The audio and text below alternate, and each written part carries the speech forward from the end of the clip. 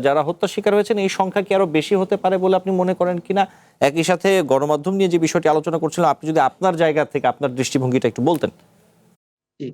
জি, ধন্যবাদ আপনাকে। আসলে দেখেন আমাদের গত ১৫ বছরে এই রাষ্ট্রীয় কাঠামো এমন একটি পর্যায়ে চলে গিয়েছিল যে মানুষ তার পেশার বাইরে আরেকটি পরিচয় বহন করত। আপনি বাংলাদেশের প্রধান বিচারপতিকে দেখেছেন যে এখন তিনি জেলে আছেন।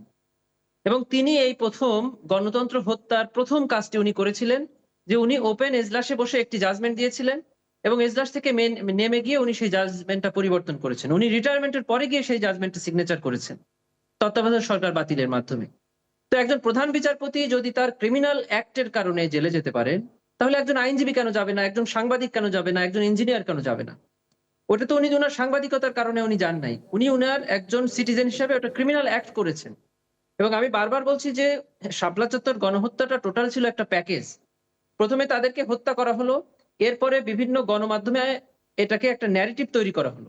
হত্যার আগে সারা শহরটাকে ব্ল্যাক আউট করে দেওয়া হলো।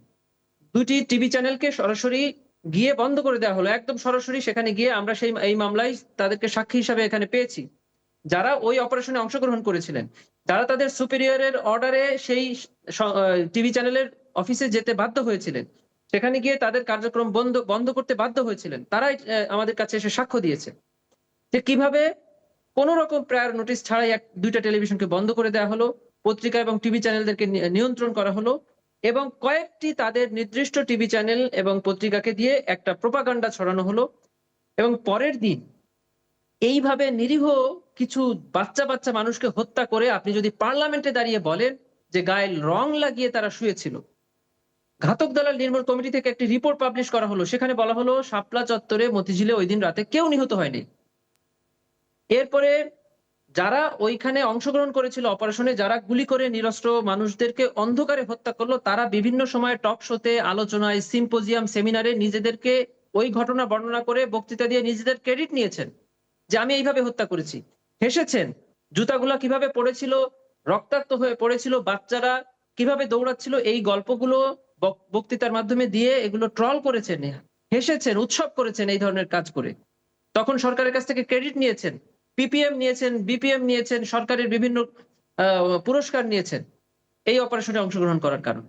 এই যে টোটাল একটা সিস্টেম ক্রাইম, এখানে আপনি কারো পেশাগত পরিচয় তুলে ধরার সুযোগ নেই। এখানে প্রধানমন্ত্রী যদি আসামি হতে পারে, একজন সাংবাদিক কেন আসামি হবে না? আপনি দেখেন অনুষ্ঠানটার নাম ছিল সমীকরণ। কিভাবে পরিকল্পিতভাবে এরকম একটা অনুষ্ঠান সাজানো হয়েছিল। এটা শুধু এই এক ক্ষেত্রে না। আপনি দেখবেন যখন সরকার যে জিনিসটা সাধারণ মানুষের কাছে প্রতিষ্ঠিত করতে চাইতো সেটার উপরে একদল টক শো যারা করেন, একদল নাম কাওয়াস্তে বুদ্ধিজীবীকে নিয়োগ করা হতো।